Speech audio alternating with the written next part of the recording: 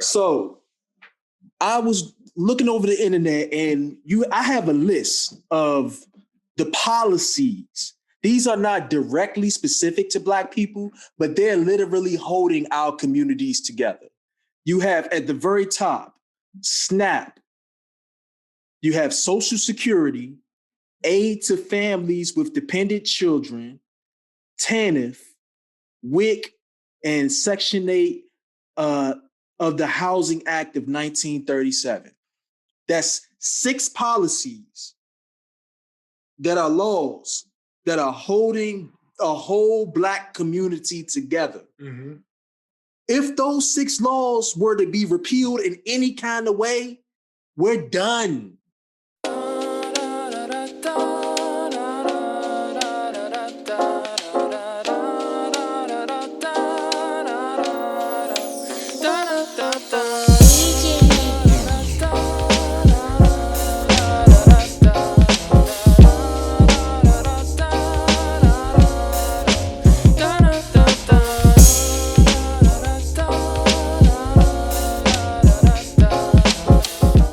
But I just want to ask you to start off the discussion.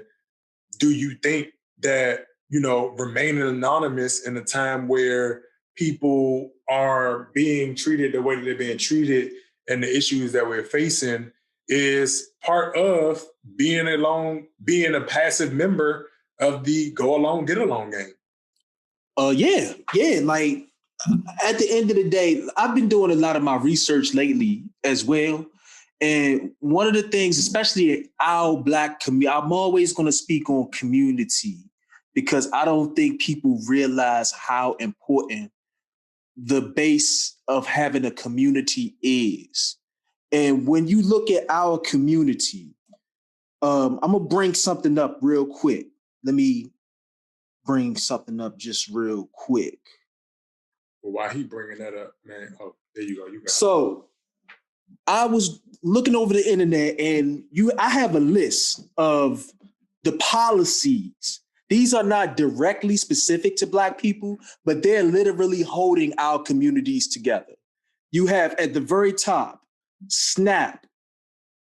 You have Social Security, aid to families with dependent children, TANF, WIC, and Section 8 of the Housing Act of 1937. That's 6 policies that are laws that are holding a whole Black community together. Mm-hmm. If those 6 laws were to be repealed in any kind of way, we're done. We're done.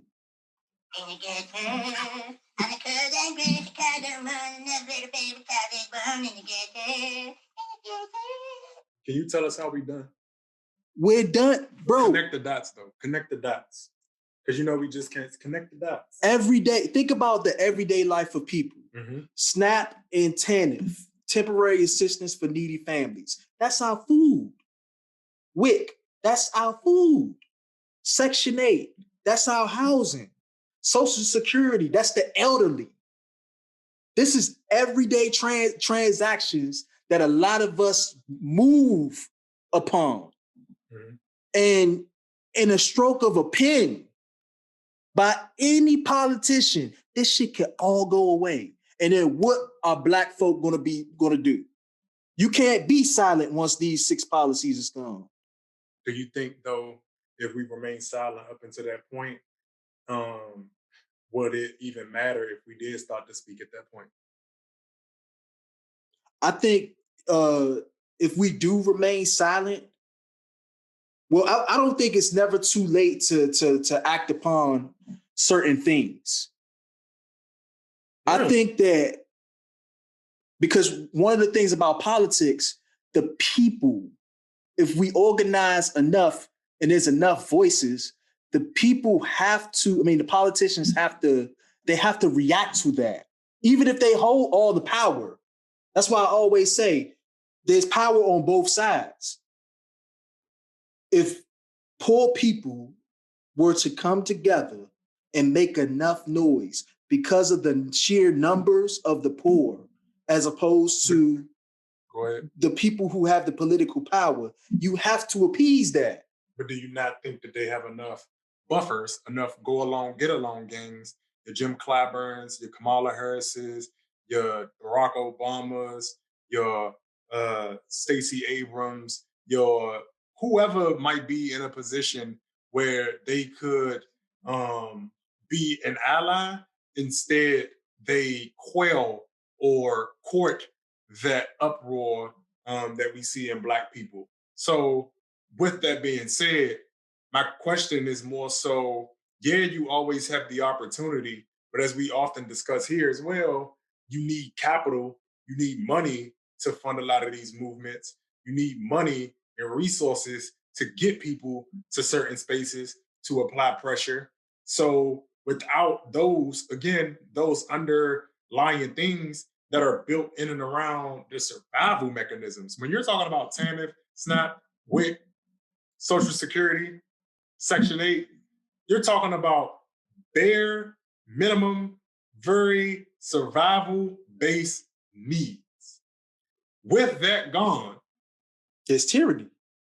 you, or at least from my perspective, you do not have enough leverage to be able to, I would say, yes, you still have an opportunity, but the way that people are trying to fight, it would have to completely shift with that as well, because no longer could it be a thing of, oh, let's have, it's already not, oh, let's have a conversation. It's no longer that, because you don't even have housing. Yeah. You don't even have food to eat. Yeah, it'll be Hunger Games at that point. Like, I think if these 6 policies go, you might have another insurrection of just the poor. I don't think so. You don't think so? No, I think that people are overly civilized to their own detriment. You really think if these policies go, that people will just willingly die on not having? Mm-hmm. Because a lot of people already have, and this is the problem with the go along, get along game, that are politicos, because a lot of them are weaponized through their own ambition. So you get a lot of people who we're going to get into later, like your Candace Owens, that's on the other side of that spectrum, and a lot of people who say, well, I did it, so why can't you do it? Because again, the whole group isn't dependent on those. So you're going to have a class divide, the same class divide that we already have within this ward, Ward 8, Washington, D.C., the same class divide that we have throughout the city amongst just Black people. We're not even talking about white people right now. So that class divide in itself is going to cause a huge, huge issue, because again, that go along, get along game is going to be a buffer before you can even access and challenge the true power, because they have a buffer in between that. And so when you talk about opposing something, there's also a time frame on it. So with the time frame attached to it, because again, people love to say, oh, it's chess, not checkers, right? Mm-hmm. But what a lot of people think and don't put into context is that I like to play chess with a timer. Why? Because when you don't do it, it don't simulate it in the proper way. Because you don't always have 20 minutes to think. You don't always have 4 hours to think. You don't always have 2 years to plan out. Because why? If you're starving, you would die off by that point in time.